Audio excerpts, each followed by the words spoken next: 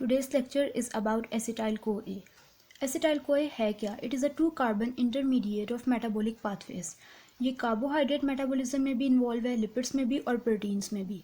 ठीक है, अब हम इन सबको वन बाय वन देख लेते हैं. Carbohydrate metabolism. We know end product of aerobic glycolysis is pyruvate. Pyruvate की अगर हम करवा दें ऑक्सीडेटिव डीकार्बोक्सिलेशन, एंजाइम हो पायरुवेट डिहाइड्रोजिनेस कॉम्प्लेक्स, तो आपके पास 2-कार्बन एसिटाइल-CoA बनता है. ठीक है, यहाँ पे कोएंजाइम है विटामिन B1, थायमिन पायरोफॉस्फेट.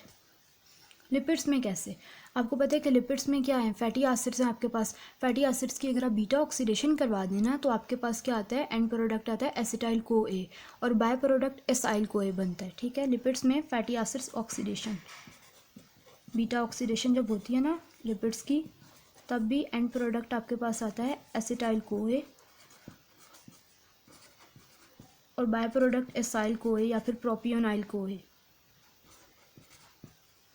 और प्रोटीन्स के जब कैटाबोलिज्म होता है ना, कौन सी प्रोटीन्स का, बेसिकली प्रोटीन्स में हम देखेंगे ना अमाइनो एसिड्स. आपके पास 3 तरह के अमाइनो एसिड्स हैं ना, कीटोजेनिक हैं, ग्लूकोजेनिक हैं और बोथ हैं. ठीक है, जो कीटोजेनिक अमाइनो एसिड्स हैं कौन से हैं, ल्यूसीन, लाइसिन.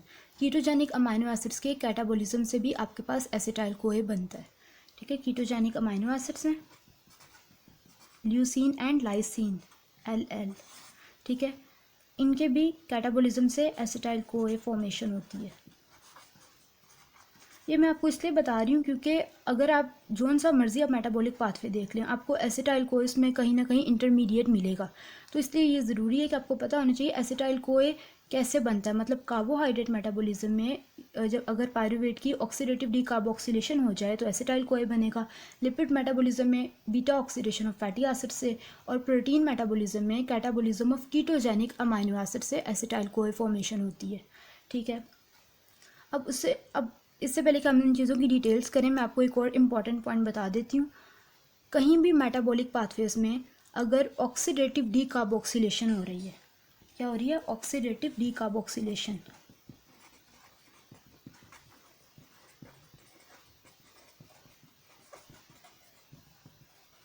यहाँ पे देखें, यहाँ पे 2 वर्ड्स हैं, ऑक्सीडेटिव और डीकार्बोक्सिलेशन. ऑक्सीडेटिव अगर पाथवे होगा तो वो क्या यूज़ करेगा, ऑक्सीडाइज्ड कोएंजाइम्स. कौन से होते हैं, NAD पॉजिटिव, FAD, यही है ना आपके पास ऑक्सीडाइज्ड कोएंजाइम्स. ठीक है, और डीकार्बोक्सिलेशन के इट इज़ कार्बन रिमूवल. ठीक है, in the form of carbon dioxide. अब कहीं पे भी अगर ऑक्सीडेटिव डीकार्बोक्सिलेशन हो रही है तो वहाँ पे क्या होगा, आपके पास कोएंजाइम जो है ना वो डिहाइड्रोजिनेज होगा, डिहाइड्रोजिनेज. फिर जो भी सबस्ट्रेट है उसके नेम के अकॉर्डिंग हम यहाँ पे डिहाइड्रोजिनेज से पहले उस सबस्ट्रेट का नाम लिख देंगे. और विटामिन B1 मतलब thiamine pyrophosphate as a coenzyme act करेगा. Vitamin B1 thiamine pyrophosphate. तो ये मैंने आपको बता दिया कि ऑक्सीडेटिव डीकार्बोक्सिलेशन कहीं पे भी हो वहाँ पे एंजाइम होगा डिहाइड्रोजिनेज और कोएंजाइम है विटामिन B1 थायमिन पायरोफॉस्फेट. ये चीज़ें आपने याद रखनी है. किसी भी मेटाबॉलिक पाथवे में आप चले जाएं, अगर आपको कुछ और भूल गया, लेकिन अगर आपको ये बेसिक्स याद है ना तो it will be more than enough. अब हम बात कर लेते हैं, ऑक्सीडेटिव डीकार्बोक्सिलेशन हमने देख ली. अब कहीं पे भी अगर फॉस्फोराइलेशन होती है तो एंजाइम बहुत आसान है, काइनेसिस इन्वॉल्व होंगे. ठीक है, काइनेसिस आपको याद रहने चाहिए. और इसके अलावा अगर कहीं पे भी डीकार्बोक्सिलेशन हो जाए तो एंजाइम कौन सा होगा, डीकार्बोक्सिलेज. और कोएंजाइम कौन सा होगा, coenzyme will be vitamin B6. उसकी एक्टिव फॉर्म है pyridoxal फॉस्फेट, PLP. ठीक है,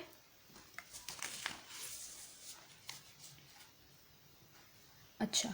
उसके बाद अब हम बात कर लेते हैं, डीकार्बोक्सिलेशन हमने देख ली, एंजाइम है डीकार्बोक्सिलेज, कोएंजाइम है विटामिन B6 pyridoxal फॉस्फेट.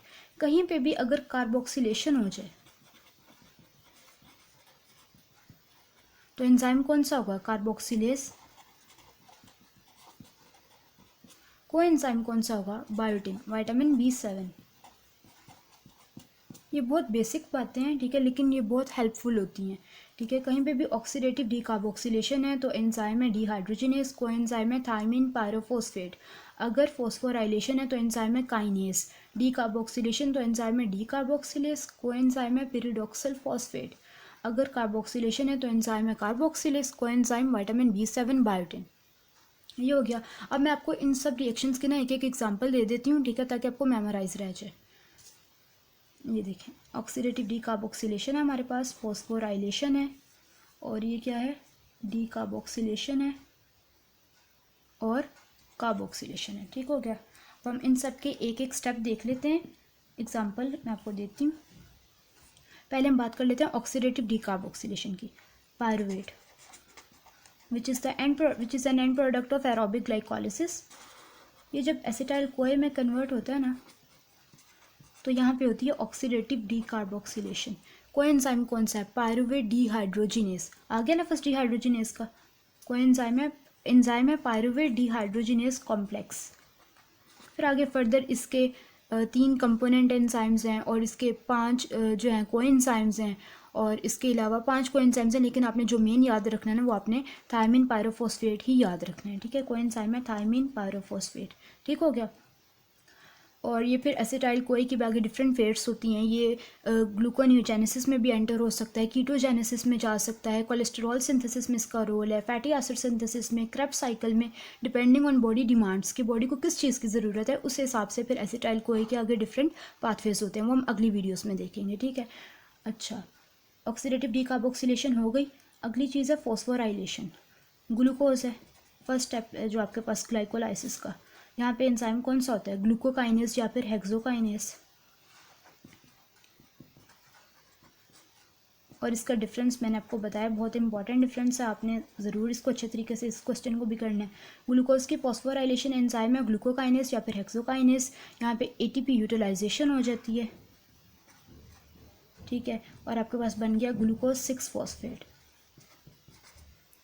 अच्छा, उसके बाद हमने देखा है कि डीकार्बोक्सिलेशन और एंजाइम है डीकार्बोक्सिलेस और कोएंजाइम है विटामिन B6 पिरिडोक्सिल फॉस्फेट। इसकी एग्जांपल मैं आपको ऐसे देती हूँ कि अमाइनो एसिड मेटाबॉलिज्म में आप पढ़ेंगे कैटेकोलामीन्स, ठीक है। वहाँ पे टायरोसिन की हाइड्रोक्सिलेशन से बनता है आपके पास एल डोपा, ठीक है। फिर एल डोपा जो है ना, अगर इसकी करवा देना decarboxylation in the presence of decarboxylase enzyme, decarboxylation करवा दी जाए in the presence of decarboxylase, तो आपके पास बन जाता है डोपामीन। ये कैटेकोलामीन्स हैं, ठीक है। ये हम प्रोटीन मेटाबॉलिज्म में इस सेक्शन को देखेंगे, ठीक है, प्रोटीन मेटाबॉलिज्म में। एल डोपा की डीकार्बोक्सिलेशन एंजाइम है डीकार्बोक्सिलेज, कोएंजाइम है PLP। ये बहुत इंपॉर्टेंट स्टेप है। एल डोपा की डीकार्बोक्सिलेशन एंजाइम है डीकार्बोक्सिलेज, कोएंजाइम विटामिन B6 या फिर पिरिडोक्सिल फॉस्फेट, आपके पास बन गया डोपामीन। अब लास्ट हम देख लेते हैं क्या है कार्बोक्सिलेशन। एसिटाइल कोए, इसमें 2 कार्बन है। अगर इसकी करवा दी जाए ना कार्बोक्सिलेशन, तो आपके पास बनता है 3 कार्बन मेलोनाइल कोए। ये कौन सा स्टेप है, ये फर्स्ट स्टेप है कौन सा पाथवे का, डीनोवो फैटी एसिड सिंथेसिस का, ठीक है। ये फैटी एसिड सिंथेसिस का एक स्टेप है, एसिटाइल कोए की कार्बोक्सिलेशन से मेलोनाइल कोए का बनना। इसमें 2 कार्बन है, इसमें 3 कार्बन है। एंजाइम कौन सा है, एसिटाइल कोए कार्बोक्सिलेज। मैंने आपको बताया ना कि आपने एंजाइम जो मेन एंजाइम है ना, लाइक कार्बोक्सिलेज मेन, यहाँ पे वो तो आप लिखेंगे, लेकिन उससे पहले आपने सबस्ट्रेट लिख देना है। यहाँ पे सबस्ट्रेट है एसिटाइल कोए, तो आपने वो यहाँ पे लिख देना है एसिटाइल कोए कार्बोक्सिलेज। कोएंजाइम कौन सा है, बायोटिन, विटामिन B7, और आपके पास 3 कार्बन मेलोनाइल कोए बन गया, ठीक है। ये सारे हमने देख लिए। पायरुवेट की ऑक्सीडेटिव डीकार्बोक्सिलेशन करवा दी। पायरुवेट में 3 कार्बन है, एसिटाइल कोए में 2 कार्बन है। डीकार्बोक्सिलेशन मतलब 1 carbon is released as carbon dioxide. Oxidative है तो आपके पास प्रोडक्ट साइड पे NADH भी बनेगा। यहाँ पे एंजाइम कौन सा, पायरुवेट डीहाइड्रोजिनेस कॉम्प्लेक्स। कोएंजाइम है थायमिन पायरोफॉस्फेट। उसके बाद ग्लूकोज की फॉस्फोराइलेशन करवाई, एंजाइम है ग्लूकोकाइनेस या फिर हेक्सोकाइनेस, ग्लूकोज 6 फॉस्फेट बन गया। फिर एल डोपा हमने देख लिया। एल डोपा क्या है, ये हम किस में देखेंगे, कैटेकोलामीन सिंथेसिस में। एल डोपा की डीकार्बोक्सिलेशन एंजाइम है डीकार्बोक्सिलेज, और कोएंजाइम है विटामिन B6 पीरिडॉक्सल फॉस्फेट, बन गया डोपामिन। वैसे अगर आप इसका भी पूरा नाम करना चाहें ना तो एल डोपा की डीकार्बोक्सिलेशन में एंजाइम है एरोमेटिक अमाइनो एसिड डीकार्बोक्सिलेस।